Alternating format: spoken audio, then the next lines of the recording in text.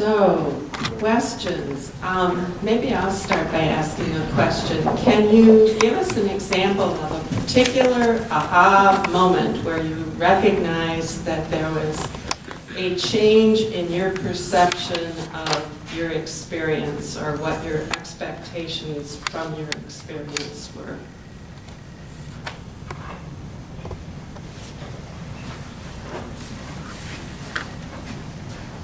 That, what I just said. Another one. One moment I can think of when I started realizing that I was thinking and acting in different ways with my friends in Senegal. Had spent some time with some friends in an evening and we were leaving to say goodbye, and another friend kind of intercepted us in the street, and in the group some people stayed to talk with that individual and others of us needed to continue on to our destination. And I found myself turning and looking back at the particular friend who had stayed to talk, because I realized that I hadn't had any physical interaction with the individual before I left, and the interaction and my time spent with that person felt incomplete, and I just really wanted to have closure to that encounter, and I recognized that that was a product in a lot of ways of the way that reading and personal interaction takes place in Senegal. Yeah, it's interesting. It wasn't really sort of moment so much as a rolling sort of moment, or sort of like waves, and like the evolving mindsets thing is very pertinent. I remember describing to people that it wasn't so much you experience culture shock in day one you get there and it's all the culture shock ever. Day two you're like, okay, I can deal with this, and day three you're perfectly acclimated.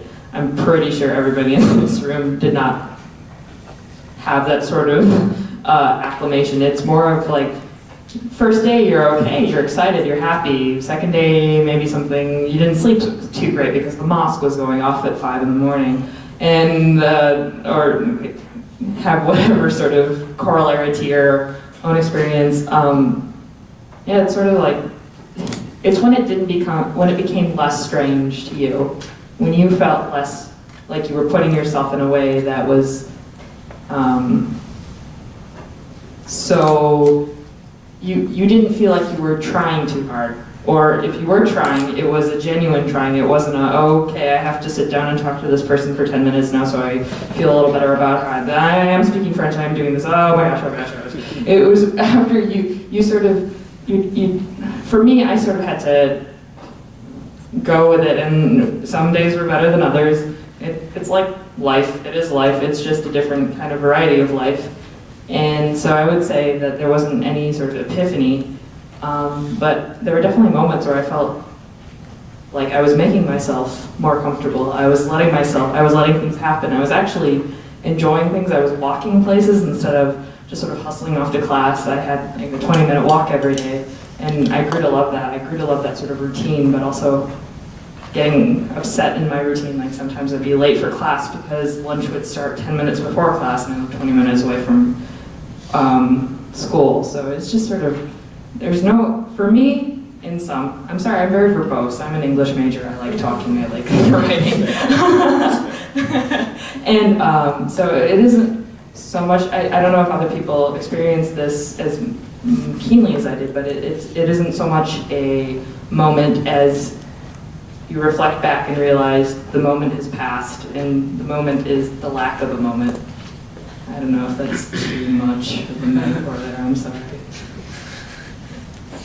I feel like there were so many moments. I could pick 5,000 moments, and I only showed you a select few. But one that really comes to mind was actually with my other students. I was in my ISP class. We were actually on a rooftop courtyard. That's just where we decided to have class. It was nice out that day. We were finishing lunch and just talking about our projects. And I got so frustrated because I couldn't seem to communicate clearly. They kept questioning what I was doing on the ISP project, and it really wasn't that tangible at that point. And they weren't seeming to understand me, and I wasn't seeming to communicate it well. And I realized that I had learned to communicate the concept of mental health education in one particular way. And that was, my perspective and my way. And apparently, they didn't seem to understand that until I could communicate it in a different way then they would understand maybe what my project was. And I had to come back about a week later, and I presented it in a completely new way and put it in a short little clip, and they kind of got it, and they kind of understood. And it basically changed the whole thing, my project, because I was trying to present one unified message. But if that message was only from my perspective, it wasn't going to be helpful. I needed the perspective of multiple voices and so many voices. And so I tried to include as much diversity and different voices into my project as possible. And it definitely changed the way I look at things and the way I view education.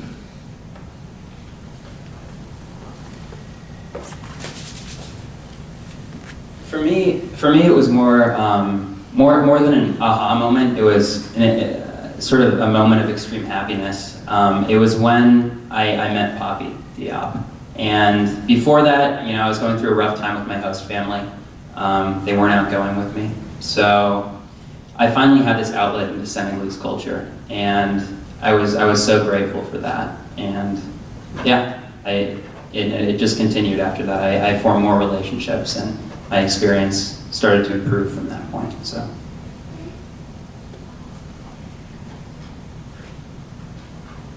I think I'll tell you guys about the time I spayed a cat. Not by myself.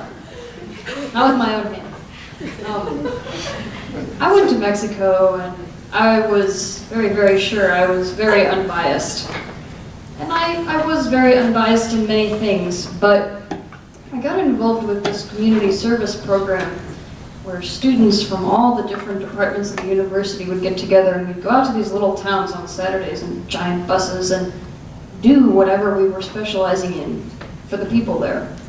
And then students would dispense medicine, the social work students would do their social work stuff, pre-law students would give law advice, and the vet students would mostly give flea powder, rabies shots, health advice to pet owners.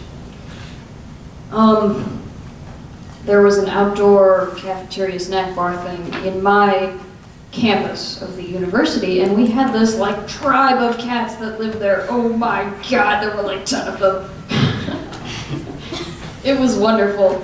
There was only one that like let you pet him. He was so sweet. So I decided, well, I'm gonna get this cat spayed. There are too many cats in this fucking thing.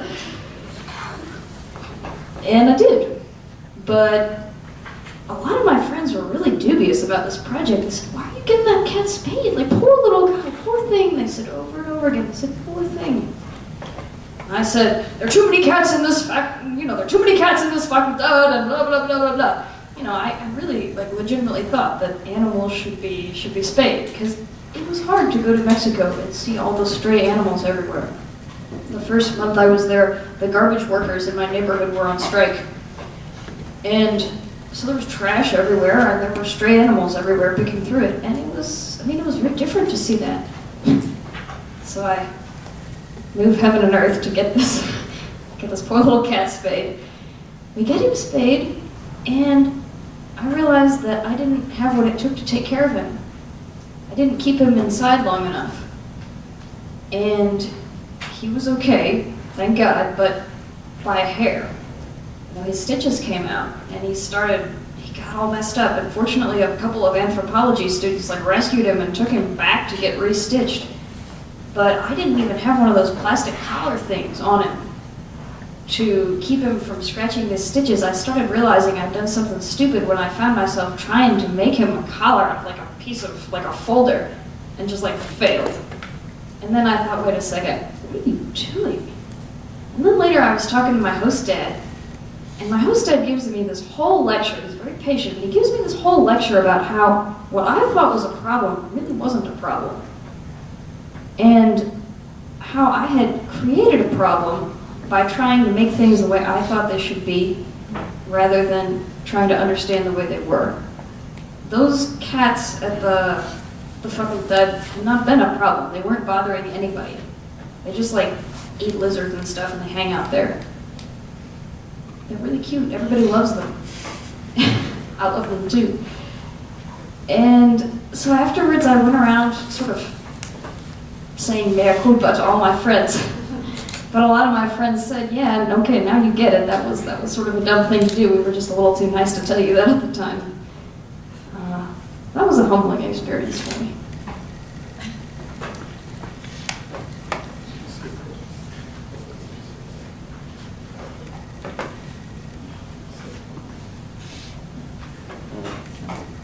Other questions in the back? Yeah, I had a question for Xavier. Kept saying that like your host family wasn't really involved with you. Like, can you elaborate on that, or like what you were expecting from them that you didn't get? Sure. Yeah, I can do that with that. So basically, my situation, I was placed in. My host family. So it was I was interacting mostly with just the grandmother. The rest of the family, they were busy, full-time students. Both parents were working, so it wasn't really typical. Usually, you had a member of the family at home. In most, I guess I was expecting. They told us that our family would eat around the bowl. That's a really big tradition in Senegal, is for everyone in the family to sit around the bowl and share a meal. And I never had that experience. Most of, actually all of my meals were brought to me I actually had this private guest house that I was housed in. I was even physically separated from the family. And they brought me trays with food every day and to my room. It was actually the maid who did that, not even a member of the family. What else? And I tried to make efforts, to reach out to them. And I went into the house and once sat myself down at the dining room table. The table was set, and then my host mom politely escorted me back to my room. So, that's I don't think that's what anyone would expect in a study abroad experience. But it was very unique to me. Everyone else that I know, everyone in my group and in other groups had very different experiences with their family. Maybe problems came up, but they were easily resolved. And I tried to make efforts, but didn't work out. Yeah.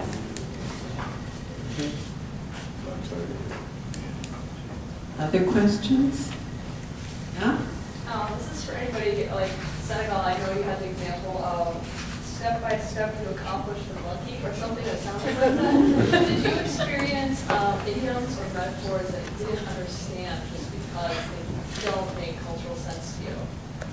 Okay, were there idioms or expressions that didn't make sense to you because of the cultural differences between the language of the creators and yourselves?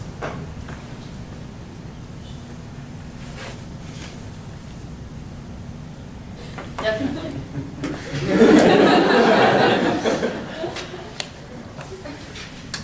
Okay, now I will teach you guys a few Mexican swear words. If you ever go to Mexico, know that to call something padre or rey padre is to call it really cool, and padre means father. But if you use the word madre, which means mother, it's the opposite. It's also kind of profane. But when I and my classmates first got there, we couldn't remember the difference. We'd be like, wait, is it madre or padre? Which is it? We would protest. We'd be like, you guys are such machistas. You're like insulting your mothers. Oh my god. It's not like that. Mexicans love their mothers. I promise. But it was the cause of much laughter, a bit of confusion at first. I mean, one of my classmates even decided she was gonna like fight this machismo, and she was gonna use the expressions the other way around. Don't do that. Don't ever do that. It was interesting to get to know that. For me, I don't think there really were any difficulties I had, or any difficulties that I had understanding the expressions. They were so well. The Baobab Center did an excellent job of sort of introducing us to all of the expressions. We took courses in Wolof and French.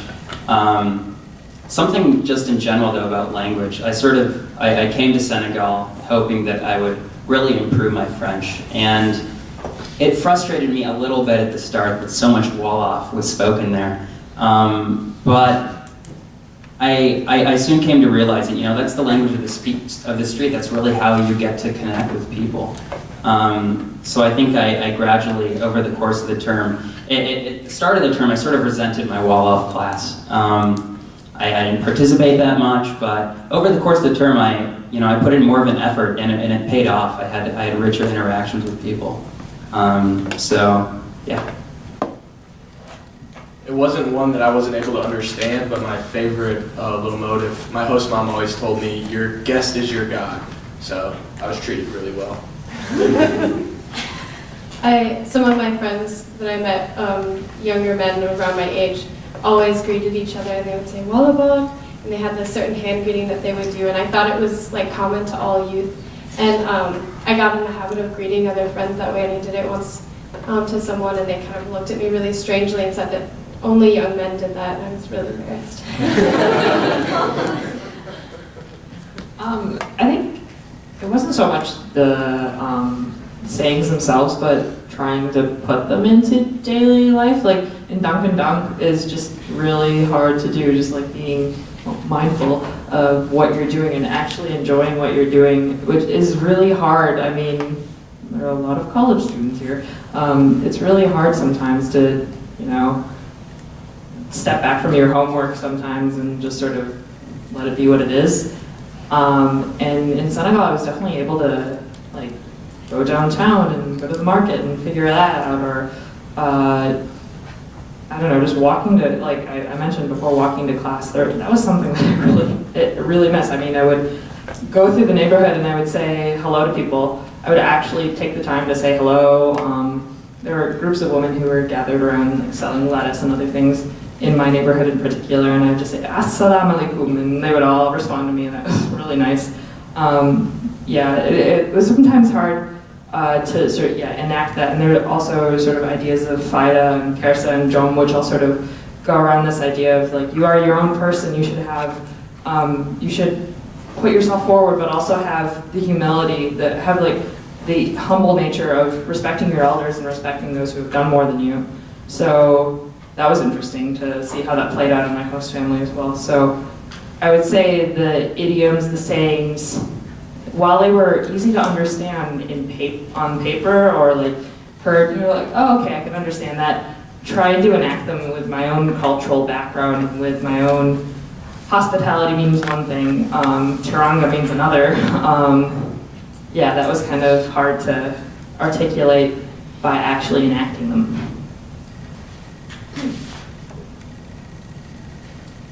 I just have to say that it's not so much an idiom, but it's every city has its own language, and everyone who comes in the Chicago program, not everyone, but I would say most people who have somewhat of an outgoing personality walk down the city of Chicago streets like this.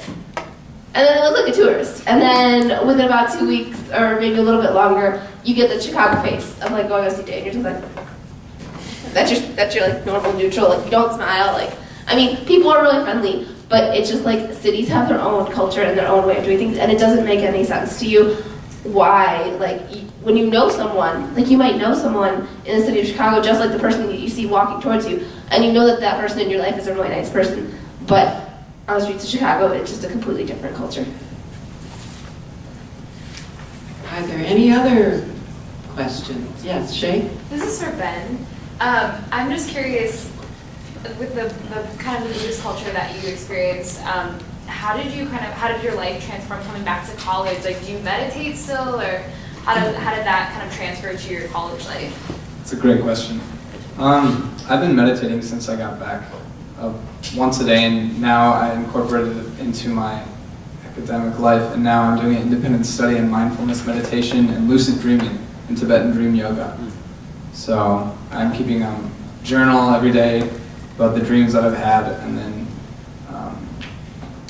meditating twice a day and just being mindful of, I don't know, I guess how I'm bringing it back to college is just stepping back, like you said, from the homework, stepping back from the bubble that you get into when you're in those smaller liberal colleges, and just look at life differently with an open mind, I guess.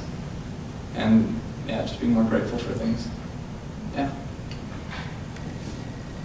Wait, what's the process of meditating? The process of meditating? From start to finish. It's sort of like life. It's about the process. It's not about the finish. You can talk to even like the most enlightened monks, the monks who've been doing it for years, and they're the most humble people who are like, we don't know what we're doing.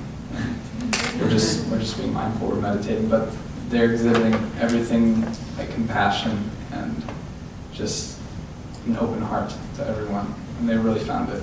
But meditating is just focusing on one thing, I'd say.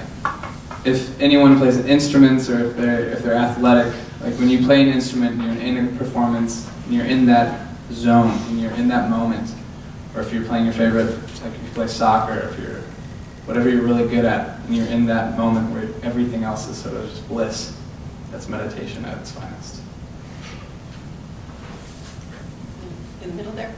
Yeah, I kind of had the same question, but for everyone, because a lot of you talked about how going abroad and being exposed to other cultures changed the way you view yourself or the way you relate to others in the world around you. So I was wondering, when you got back, like, how did you deal with that?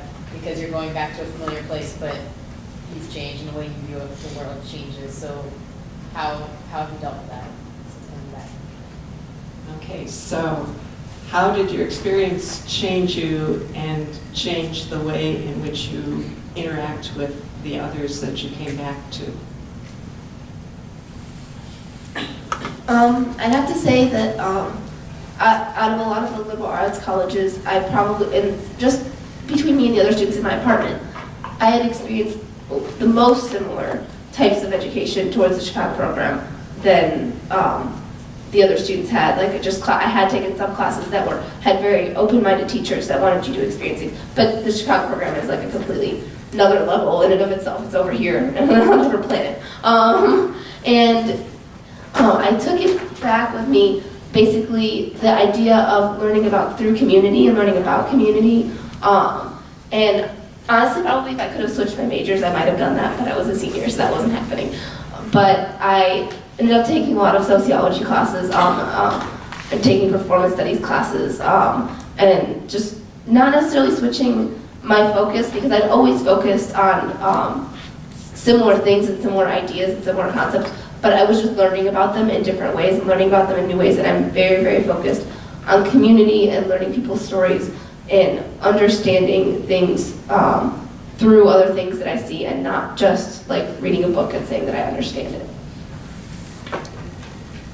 I would say there's a pretty definite way, there's like sort of a phrase on bullet campus, check your privilege. Like know what you're getting, who you are, how you've come to this place. And I'm definitely really sensitive to those sorts of things. I am not Senegalese, I will never be Senegalese, but I have a very strong appreciation for Senegal, and it is sort of, not necessarily home. I would say that's a little too rushed of me to say, but it's definitely a place where I feel more comfortable now. And so sort of having that appreciation of having that evolved mindset of having that more openness in some ways and more thoughtfulness, I think, is definitely part of the way I approach things.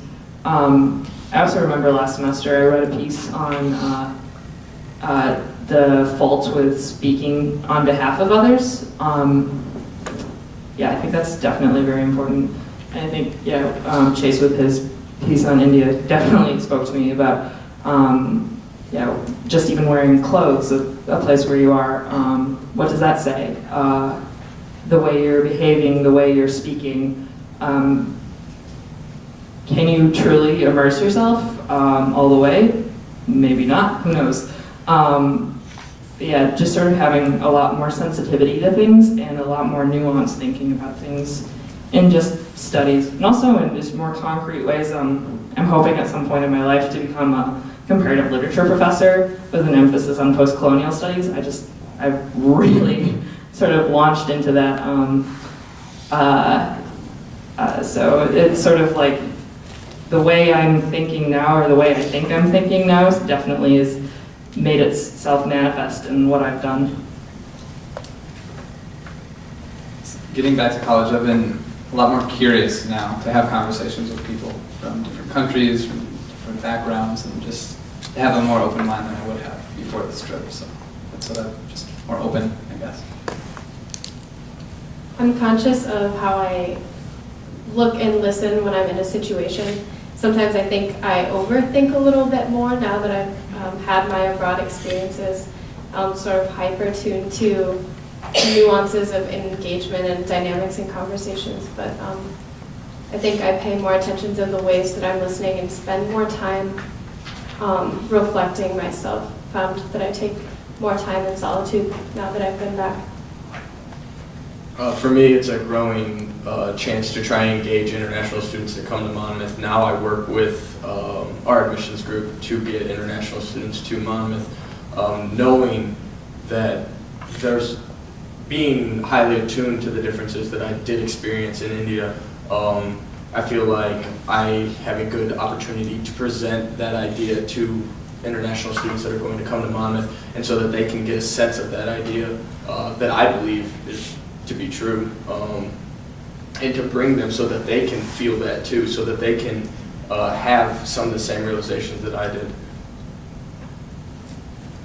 So as I expressed in the conclusion of my talk, I was so impressed by the willingness of the Senegalese to share what they had with me. Even though they had so much less than I did, they were always willing to give.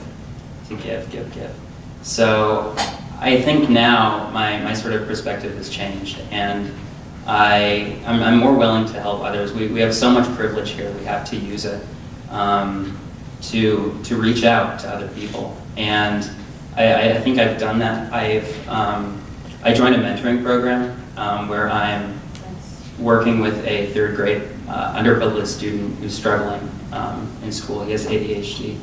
And I guess my job is just to provide a positive academic role model for him. And things like that, I want to be more involved in my community and help people less privileged than myself. So, yep. While I was in Mexico, I realized that I didn't want to continue with my religious studies major, so I switched to a Spanish major.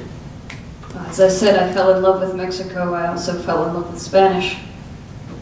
So I'm excited this summer because I'm going to be volunteering in a health clinic in my home city, hopefully doing some medical translation in doctor's appointments. I really just want to take the opportunity to get to know the immigrant Spanish-speaking population in my own city and see what they have to teach me. Let's thank this panel and all